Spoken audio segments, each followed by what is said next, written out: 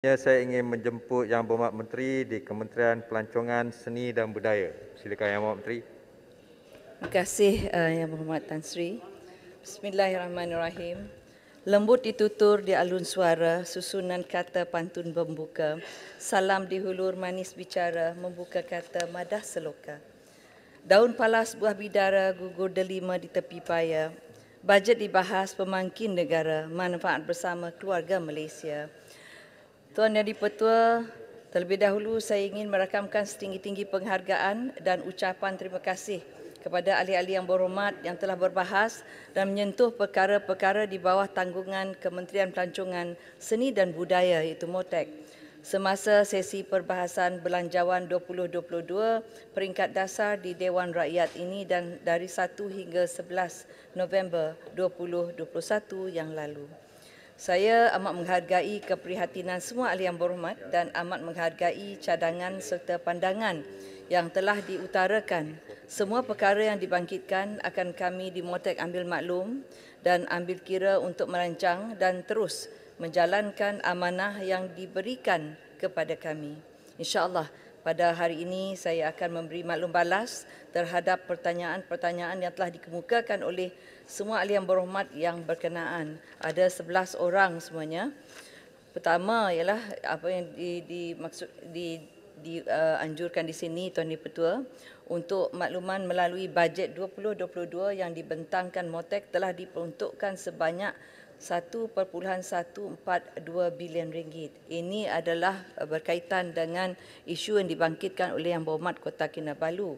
Bagi pihak kementerian, saya ingin mengucapkan terima kasih kepada kerajaan dan terima kasih juga kepada Kota Kinabalu kerana mempersiapkan kami. Kerajaan telah mempersiapkan kami dengan bajet ini untuk terus melaksanakan tugas dan memastikan industri pelancongan untuk kembali bangkit serta seni dan budaya tanah air kekal segar untuk diwarisi dan dipelihara. Melalui bajet 2022 juga, kerajaan telah mengumumkan komitmen untuk memulihkan dan memangkin beberapa sektor tumpuan.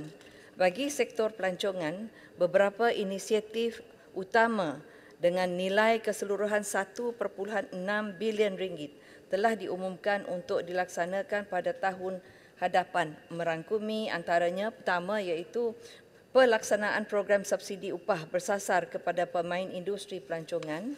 Kedua iaitu bantuan khas kepada lebih 20,000 pengusaha pelancongan yang berdaftar. Ketiga, penyelenggaraan infrastruktur pelancongan. Dan keempat iaitu pemberian geran padanan bagi tujuan pembaikan kepada 738 hotel bajet yang berdaftar di bawah MOTEK serta geran pembaikan kepada pemilik inap desa berdaftar.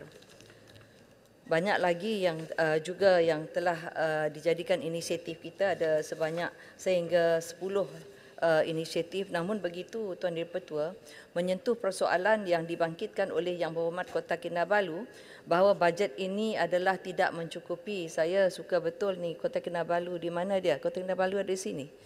Nanti minta lebihlah kepada Yang Berhormat Menteri Keuangan ya. Saya galakkanlah kalau ini dikatakan tidak mencukupi, kita galakkan. Namun begitu saya tidak berhasratlah untuk menjadikan perkara ini sebagai alasan untuk tidak dapat menjalankan tanggungjawab kami.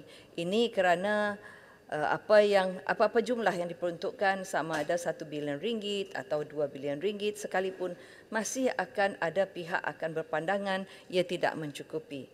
Ini kerana kita mempunyai dan akan sentiasa ada banyak perkara dilaksanakan demi keluarga Malaysia.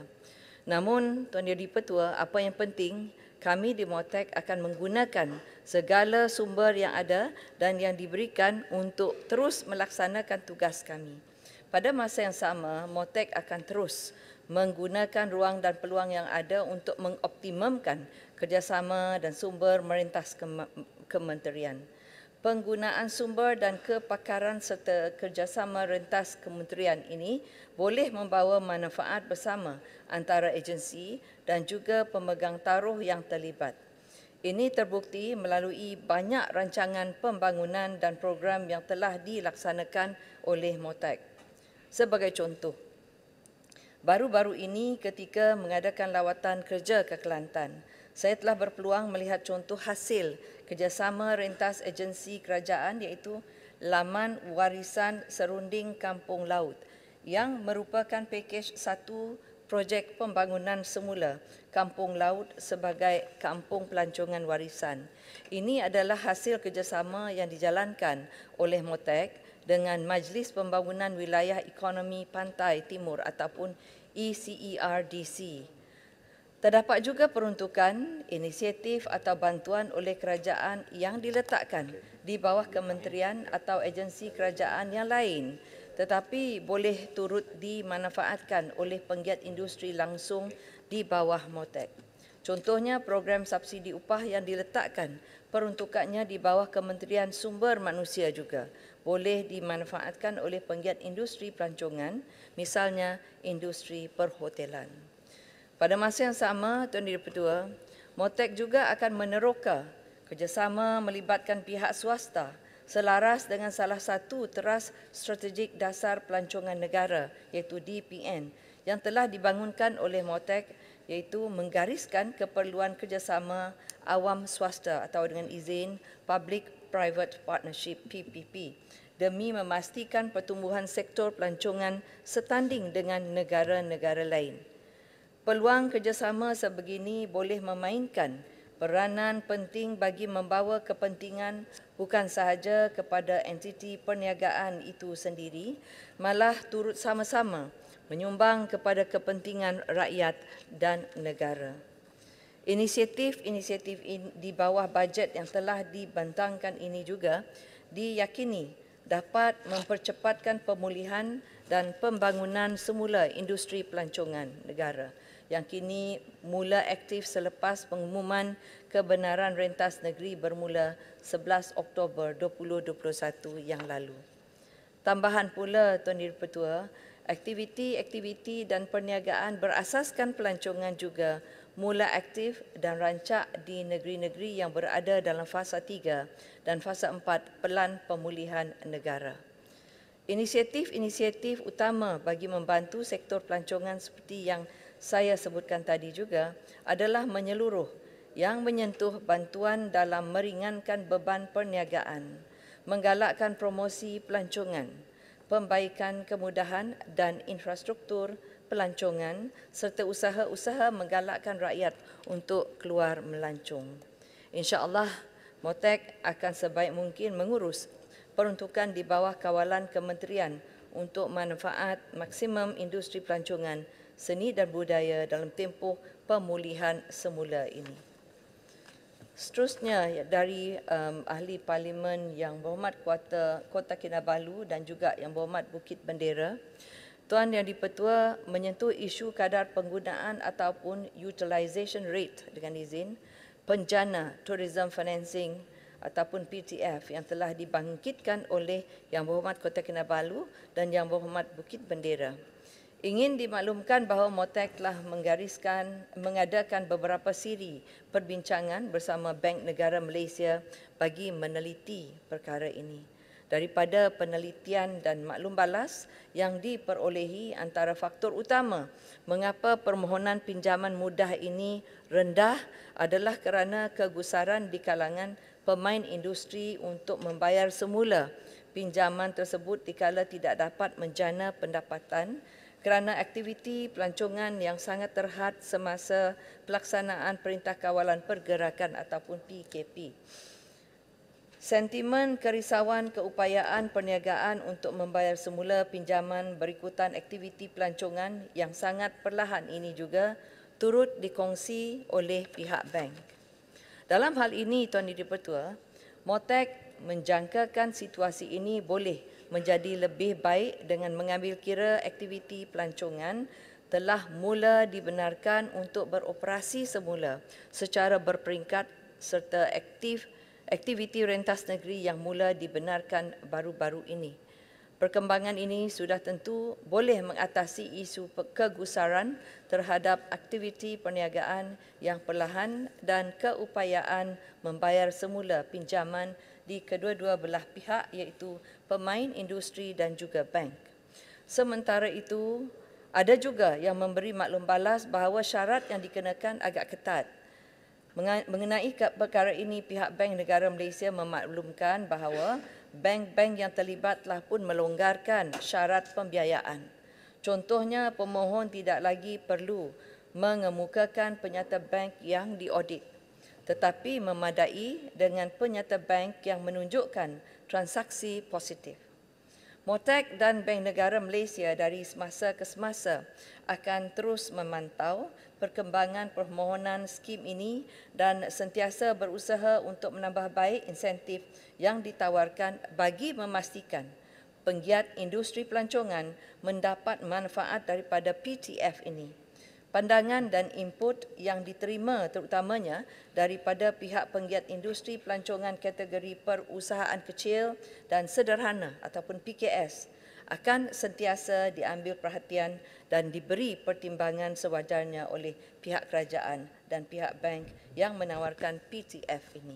Ya, minta penjelasan Menteri dari Bukit Bendera. Bukit Bendera. Ya. Bukit Bendera, Ya. okey. Terima kasih. Tadi saya mendengar penjelasan Menteri.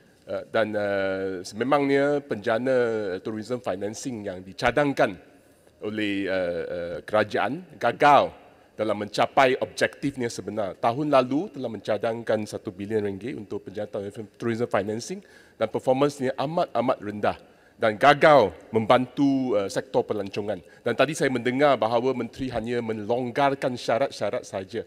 Saya ingin mengetahui sama ada akan diadakan barangkali grant terus, bantuan terus dan bukan melalui pinjaman. Kerana memang sektor pelancongan memerlukan dana injection untuk menyelamatkan ribuan industri kecil dan sederhana dalam sektor pelancongan di seluruh negara. Itu minta penjelasan Menteri. Terima kasih Bukit Bendera. Sila. Terima kasih Yang Berhormat Bukit Bendera. Terima kasih Tuan Ketua. Memang pun betul kalau dikira tidak begitu memuaskan kalau dilihat daripada tahun lepas. Sebab itu kita cuba memperbaikinya Yang Berhormat Bukit Bendera. Yang Berhormat tadi menyatakan memang mereka dalam industri ini memerlukan bukannya pinjaman saja tetapi juga grant.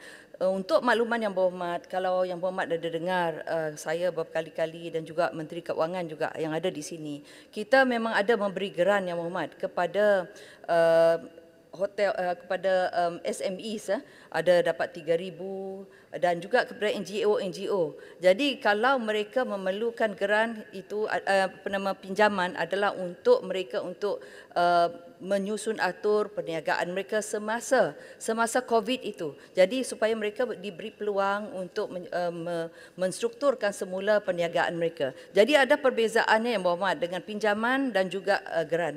Kita tidak putus-putus dengan grant kita Yang Berhormat. Saya rasa kalau Yang Berhormat mendengar, kita selalu memberi jawapan banyak grant-grantnya. Baru-baru ini pun kita ada memberi, sebelum bajet keluar pun sudah kita memberi 3,000 untuk satu SME dan juga untuk NGO pun kita bantu.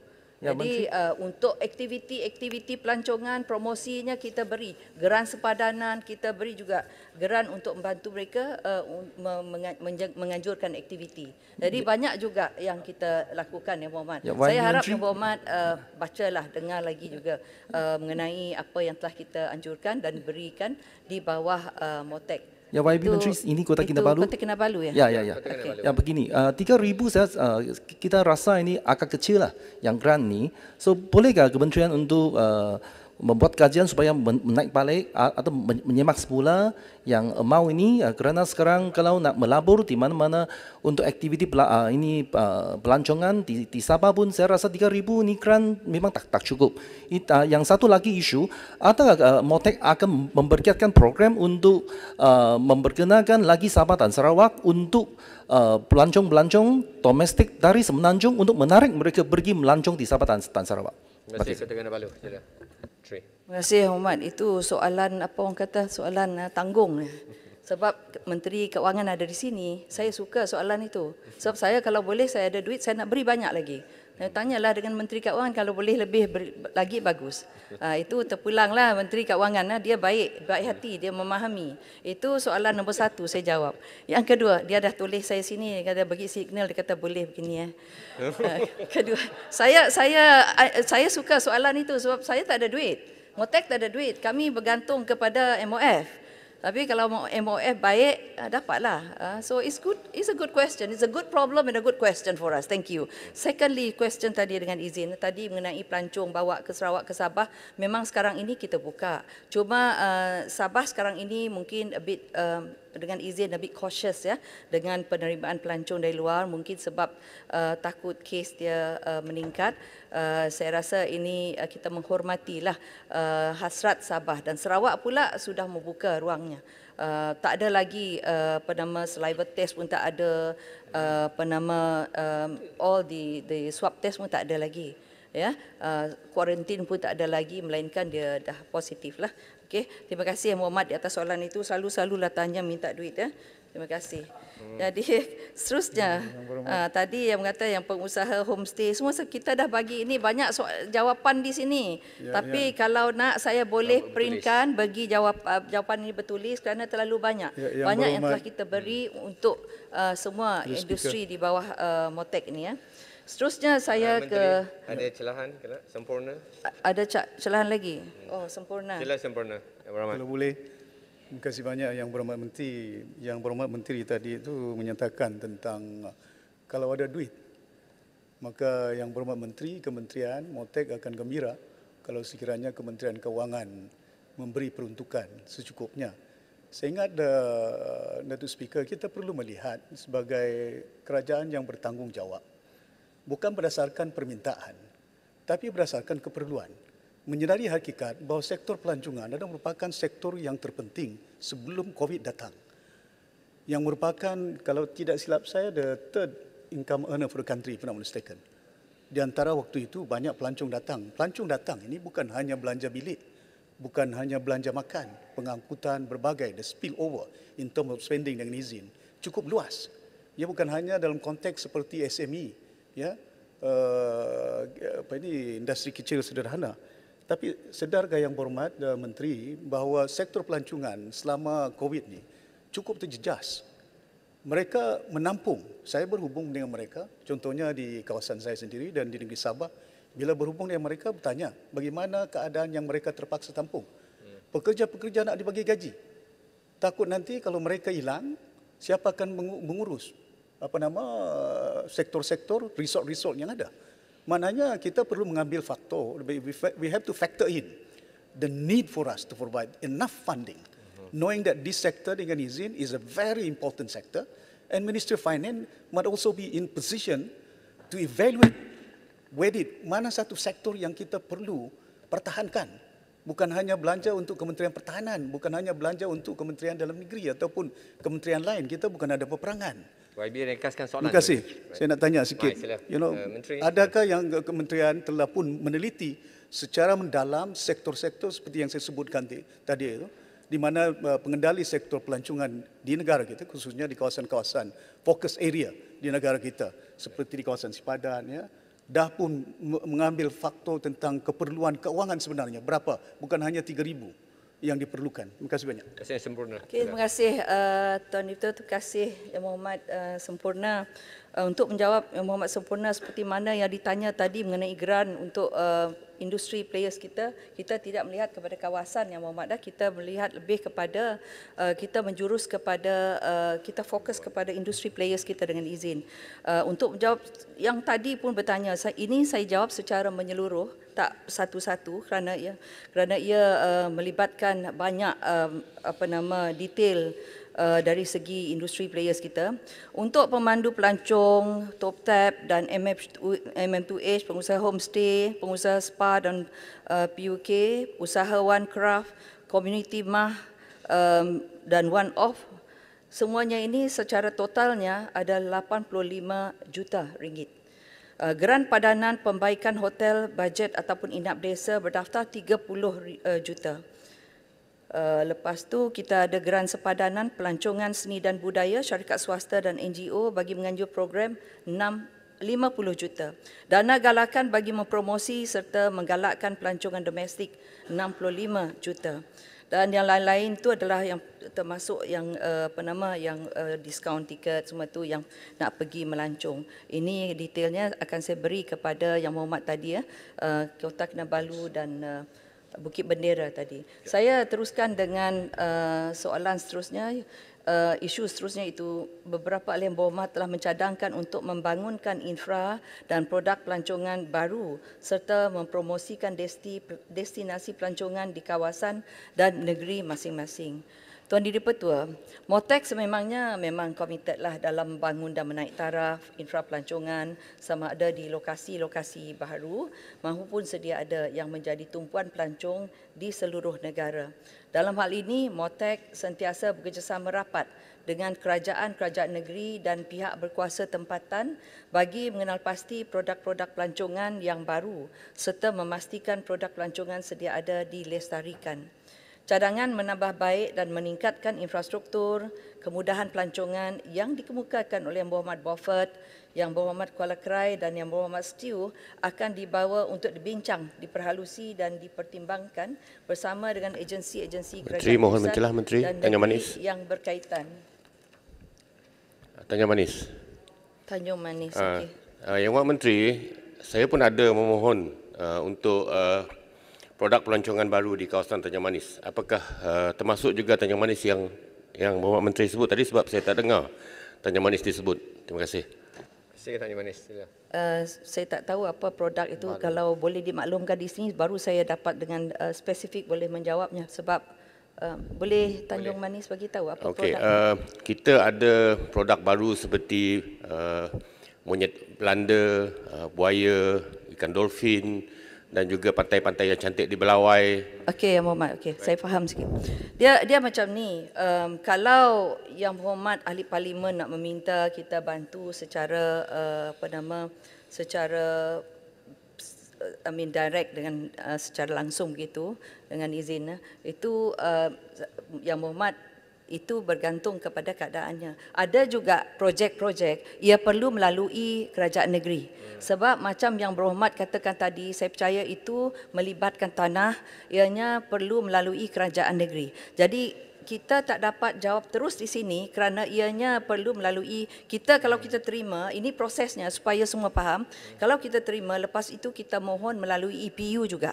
Jadi EPU akan berkomunikasi dengan kerajaan negeri kerana tanah adalah kepunyaan kerajaan negeri, maka perlu untuk dibincangkan bersama. Namun begitu Yang Berhormat, memang kita ada perancangan terbaru melalui dasar pelancongan negara kita. InsyaAllah saya akan akan lebih aktif lagi bercerita mengenai dasar pelancongan negara selepas Dewan ini. Sebab sudah saya maklumkan sebelum ini, tetapi secara detailnya apa yang akan kita lakukan, insya-Allah akan kita kongsikan bersama dengan Berhormat semua kerana kita mahu melihat produk baru lahir di setiap negeri.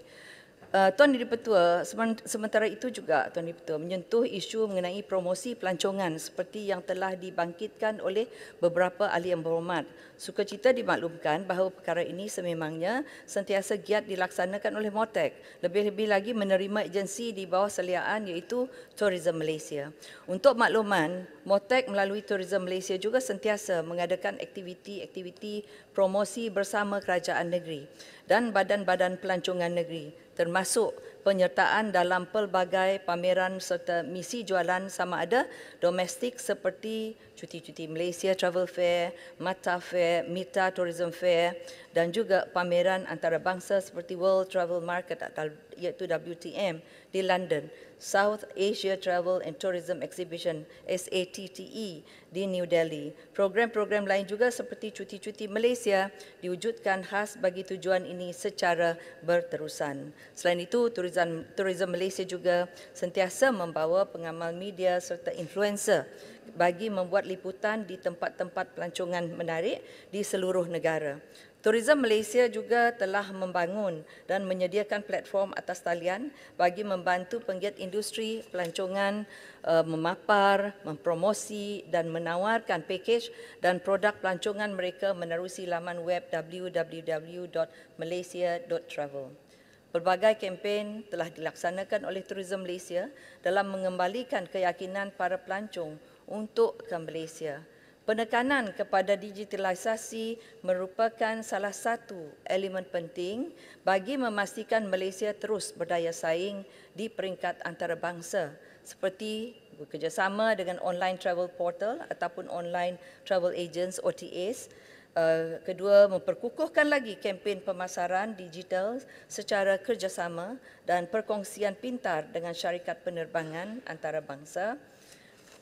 Mempergiatkan aktiviti perhubungan awam melalui kerjasama dengan key opinion leaders, calls dan juga influencers bagi mengembalikan keyakinan masyarakat bahawa Malaysia adalah destinasi yang selamat untuk dikunjungi dan menjadikan Malaysia sebagai destinasi pilihan utama pelancong. Semua inisiatif ini semestinya akan dipergiatkan bagi menonjolkan lagi keterlihatan ataupun visibility dengan izin Malaysia di mata dunia. Lebih-lebih lagi ketika negara kini sudah mula membuka sempadannya untuk menerima semula kemasukan pelancong asing ke Malaysia secara berfasa dan bersasar.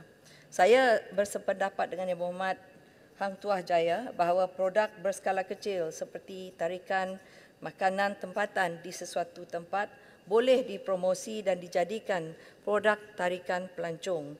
Negara bertuah kita sememangnya kaya dengan kepelbagaian budaya dan kaum yang masing-masing mempunyai makanan dan cara penyediaannya yang tersendiri. Makanan dan juadah tempatan selain dapat mengeratkan keharmonian keluarga Malaysia, juga semestinya boleh menjadi produk pelancongan yang berpotensi.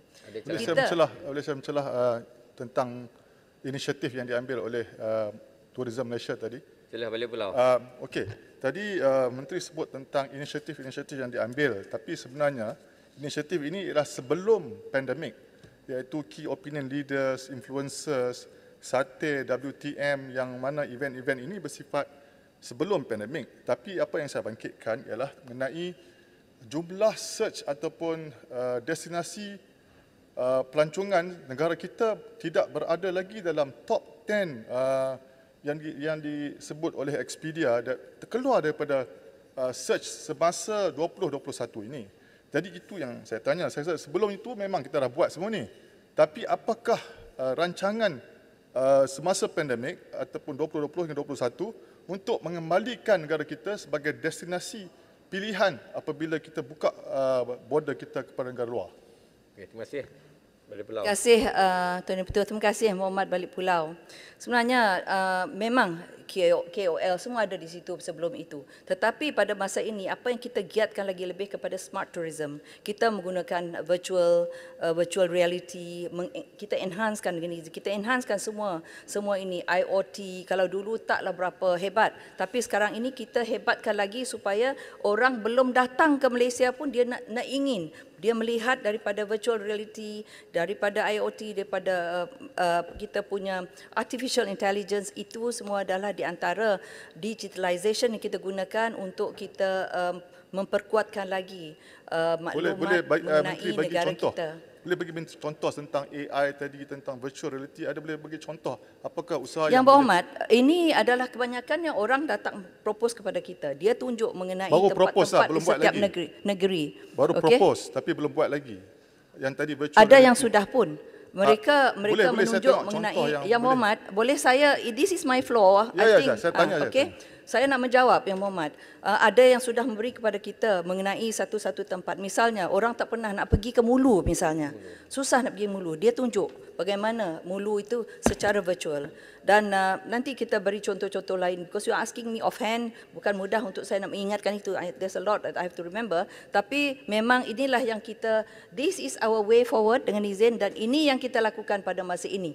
Bagi membolehkan orang yang tidak pernah datang ke Malaysia ini mengetahui apa yang ada dalam Malaysia. Sebab orang nak datang, nak melihat sendiri, ada kebanyakannya kita masih lagi disekatkan dari segi datang ke negara kita untuk international punya turis. Jadi mereka dapat melihat dan kita banyak menggunakan social media juga untuk mempromosi tempat-tempat yang ada dalam negara. I'm sure you have seen a lot in the social media. Banyak yang itu daripada KOL kita dan mereka tak pernah pergi tempat jauh, pergi Baklalan pun pergi. Kita bawa. Dan ini tidak ada dalam zaman dulu. Tapi bukan saya nak mengatakan zaman yang berhormat, tetapi inilah oleh kerana itu kita memperbaiki.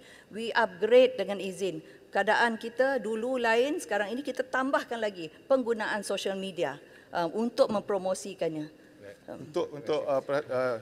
Balik pulau, boleh bagi peluang orang lain.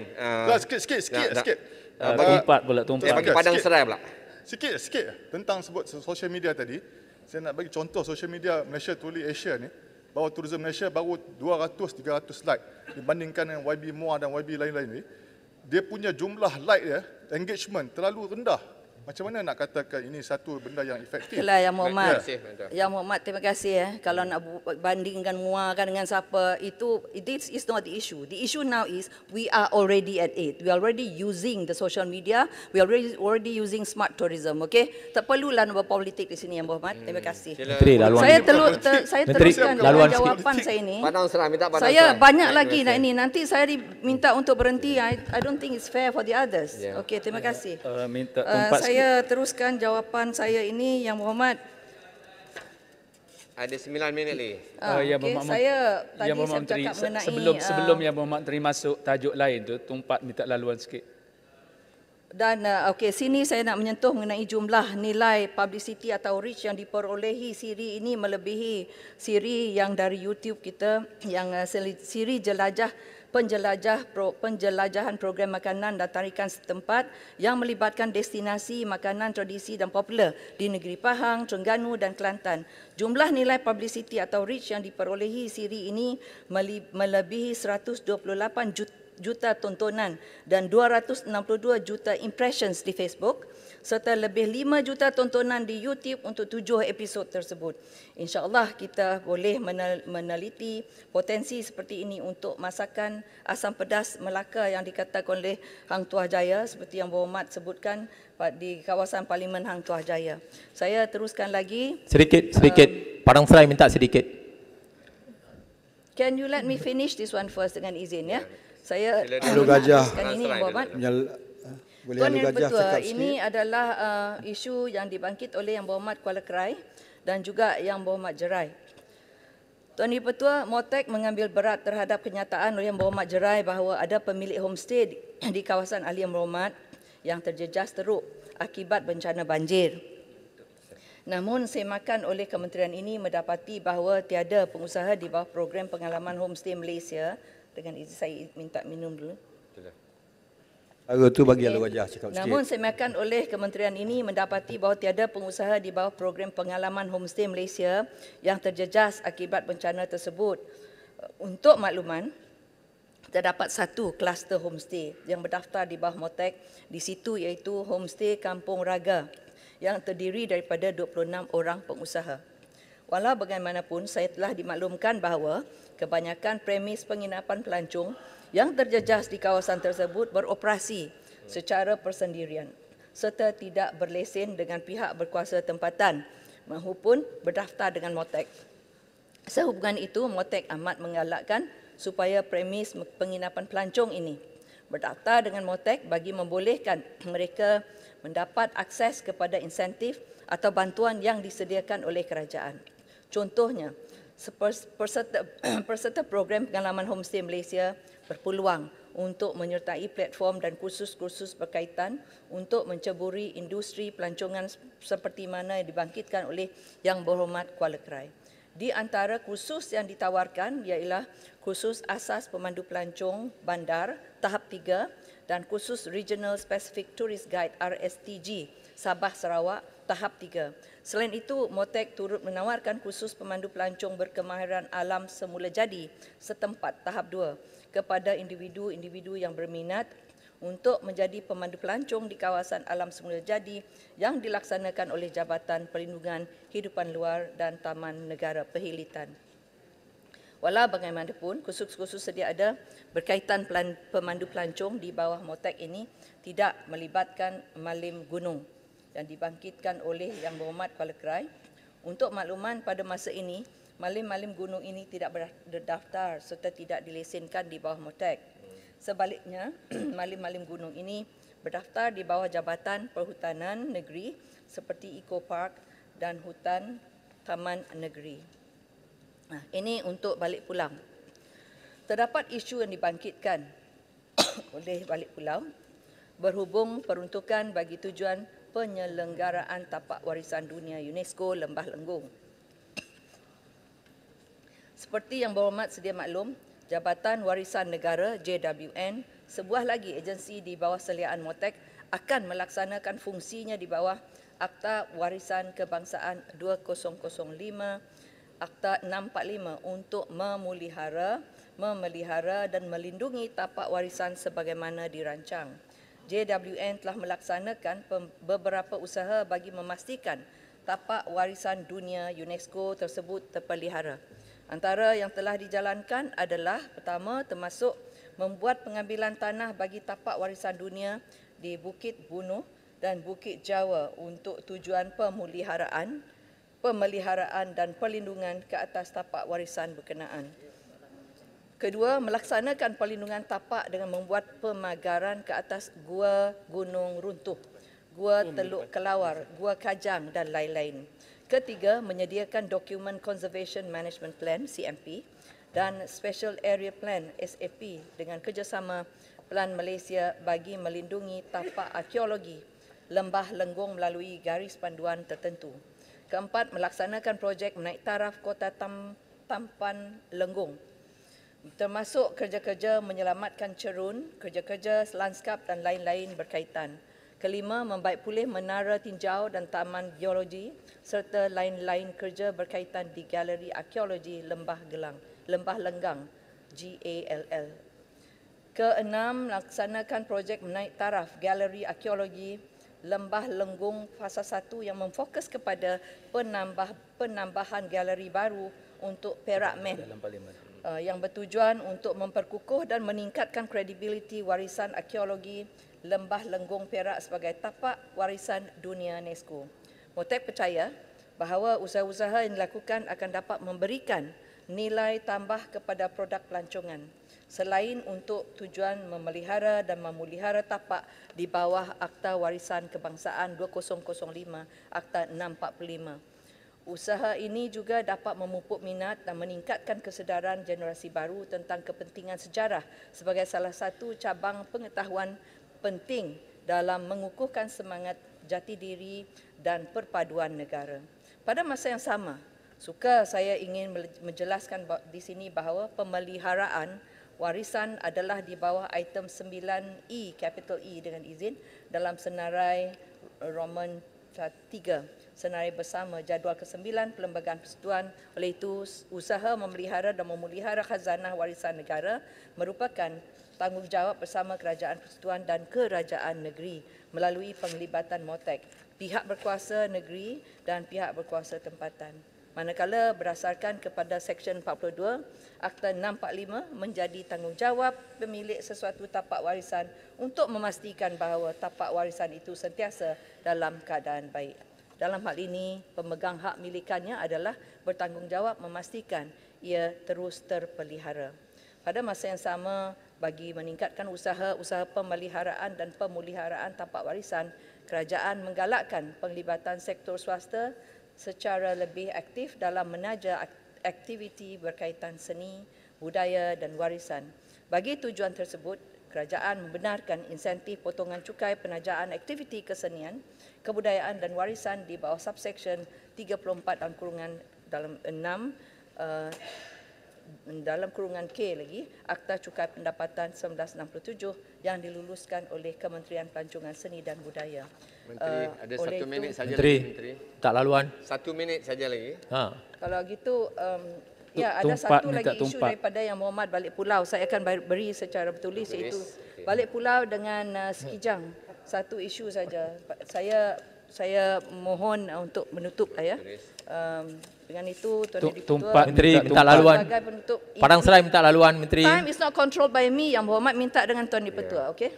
Terima kasih. Sana minta Tuan sini Yang sini Dipertua, sebagai ini bukan penutup, padang bola. saya Tendang sana sekali tendang lagi sini. ingin merakamkan penghargaan kepada semua ahli yang berhormat yang telah mengemukakan pandangan, teguran, saranan dan cadangan dalam memajukan sektor pelancongan seni dan budaya negara. Bila InsyaAllah, kita minta kami speaker, di speaker Motek kita akan minta terus menteri, komited menteri kata untuk speaker, membantu mana industri satu betul ni? pelancongan negara kembali bangkit serta melipat gandakan usaha untuk memelihara dan memulihara warisan seni dan budaya negara.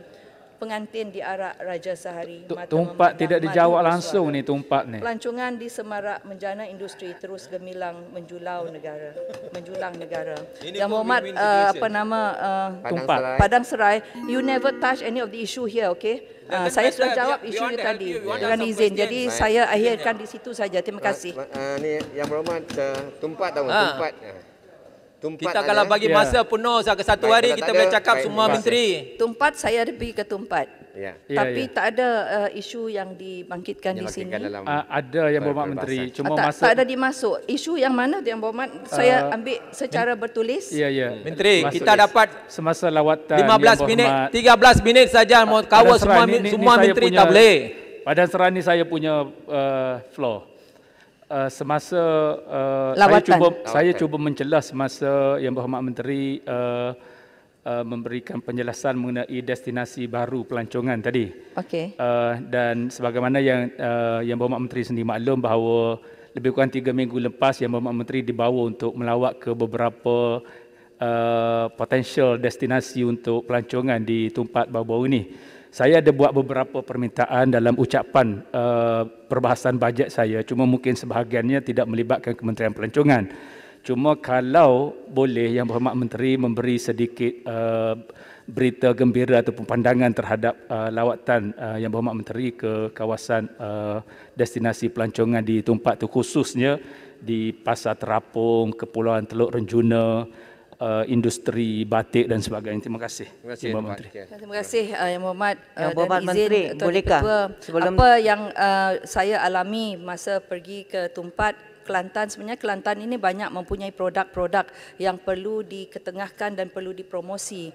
Jadi dari segi tempat di Tumpat itu sendiri memang ada pelbagai aktiviti-aktiviti yang boleh dijadikan produk pelancongan yang saya rasa pihak negeri juga perlu memainkan peranan untuk mempromosikannya. Kita di Motek insya-Allah kita membantu. Hari itu pun banyak kita membantu juga. Jadi saya harap ia akan menjadi satu kolaborasi di antara state dan negeri dan juga persekutuan dan yang lain tu apa yang saya nampak di kebanyakan negeri, bukan saja di Tumpat, apa yang saya nampak dari bawah di dasar pelancongan negara yang kita baru luluskan untuk 2020 ke 2030 dengan izin, insya-Allah kita akan mengadakan satu perubahan lah supaya setiap negeri itu akan bekerjasama dengan pihak kerajaan persekutuan untuk kita membantu untuk melahirkan produk baru di seluruh negara ini. Terima kasih. Terima kasih Yang Berhormat Menteri, saya nak tanya tentang Dibawali, Menteri. Yang Berhormat Menteri. Menteri, saya nak tanya